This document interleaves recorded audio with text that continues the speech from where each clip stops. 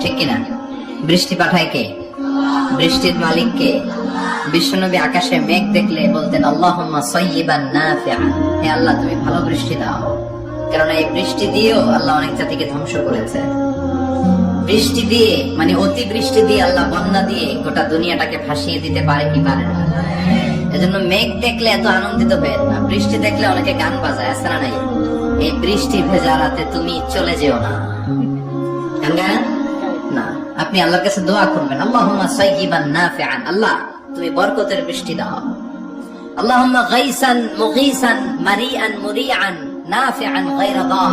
বিষ্ণু করতেন আল্লাহ এই বৃষ্টিটা যেন উপকারী হয়, এই বৃষ্টি থেকে যেন ঘাস লতা পাতা কিছু পায়, এই বৃষ্টিটা যেন আমাদের জন্য বরকতময় হয়, যেন কল্যাণময় হয়, কোনো ক্ষতির কারণ যেন না হয়, তুমি কবুল করো। আবার বেশি বৃষ্টি হলে বিষ্ণুনবী দোয়া করতেন আল্লাহুম্মা হাওয়ালাইনা ওয়ালা আলাইনা, আল্লাহ আমাদের এলাকায় আর বৃষ্টি দিও না, আমাদের চারিপাশে দাও। এই দোয়াগুলো করার দরকার আছে না নাই?